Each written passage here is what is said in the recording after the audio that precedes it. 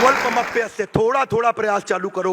हथौड़ी छेना आज भी किसी को बोलो कोई नहीं उठाएगा, लेकिन बस ये प्रिंसिपल समझ में आ गया भगवत गीता जिसने दिमाग में घुसा लिया ना, वो आदमी कुछ भी कर सकता है। इसलिए ये श्लोक मुझे लगता है कि एक आम इंसान के लिए बोला गया था, ये एक आम आदमी के लिए बोला गया था जो कुछ भी कर सकता है। जब तक तोड़ेंगे नहीं तब तक छोड़ेंगे नहीं। यही कहानी मेरे को अपने दिमाग के अंदर घुसानी है। जब तक तोड़ेंगे नहीं तब तक छोड़ेंगे नहीं। यहाँ बैठने का फायदा नहीं है। Everybody little louder with me, come on. जब तक तोड़ेंगे नहीं तब तक छोड़ेंगे नहीं। ये अपने आप से कह रहे हो लिटिल लाउडर, कम ऑन। जब तक तोड़ेंगे नहीं तब तक, जब तक तोड़ेंगे नहीं अपने आप से बोलो, कम ऑन। आंख बंद करके लाउडेस्ट पॉसिबल ऊंची आवाज में, गर्दन ऊपर। और जो वीडियो में देख रहा है वो भी, जब तक तोड़ेंगे नहीं।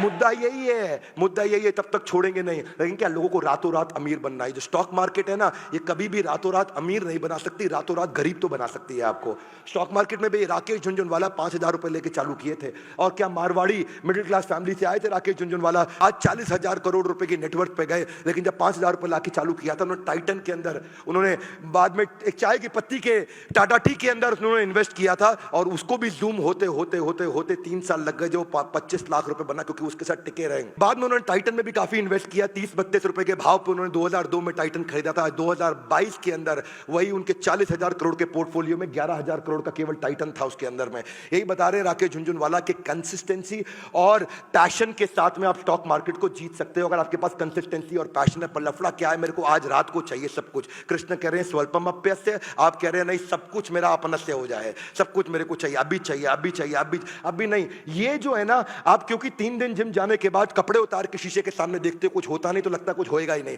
होएगा। स्वल्पमप्यस्य धर्मस्य त्रायते महतो भयात्। मुद्दा सारा का सारा यही है। ये लोग बीच में छोड़ते हैं ना, लफड़ा उन्हीं का है। ये रोज बंदर की तरह छलांग मार के अलग अलग चीजें बदलते हैं, अलग अलग फैक्ट्री बदलते हैं, अलग अलग धंधा बदलते हैं, अलग अलग स्टार्टअप बदलते हैं। दिक्कत उनके साथ ही है।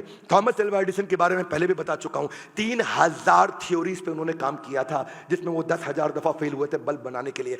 3,000 अलग अलग थ्योरी पे वो ट्राई करते रहे, बल्ब बनाने के लिए, बल्ब बनाने के लिए, बल्ब बनाने के लिए। सन 1870 की बात कर रहा हूं। और लगातार कुछ साल लगे उनको 3,000 थ्योरीज को अलग अलग अप्लाई करने में, जिसमें 10,000 बार फेल हुए। और उसके बाद जब उन्होंने बल्ब बनाया तो किसी ने उनसे कहा कि तुम 10,000 दफा फेल हो गए तो बड़ी कमाल की बात है, तुम कैसे लगे रहे, कैसे लगे रहे? बोला ना मैं कभी फेल नहीं हुआ। बोला 10,000 फेलियर थे वो, तो बोला मैं अलग अलग तरीके सीख गया जिनसे बल्ब बनता नहीं, मैं हर बार सीखता गया। वही है स्वल्पमप्यस्य धर्मस्य त्रायते महतो भयात्। हर आदमी अब जो आज सफल हुआ है उसके जीवन में जाने में या अनजाने में गीता के प्रिंसिपल्स उसने इंप्लीमेंट किए थे। पर समस्या क्या है, धार्मिक चश्मे को उतारने का मेरा मुद्दा है। इस देश का धार्मिक चश्मा उतार करके व्यवहारिक चश्मा उसको पहनाऊंगा मैं, कि भगवत गीता को लेकर के हम इस पूरे देश के अंदर एक नया अमली जामा क्रिएट करने जा रहे हैं। मैं एक नया नैरेटिव सेट करने जा रहा हूं पूरे देश के अंदर, कि भगवत गीता की जो सीरीज चालू की है मैंने, एपिसोड्स की, एक के बाद एक यूट्यूब पे आ रहा है, पूरा देश इन सारे एपिसोड्स को देखेगा और अपने बच्चों को दिखाएगा कि बेटा तुझे जिंदगी में ताकतवर बनना है। जिस दिन गीता हाथ में ले ली तुझे पृथ्वी पे कोई हरा नहीं पाएगा।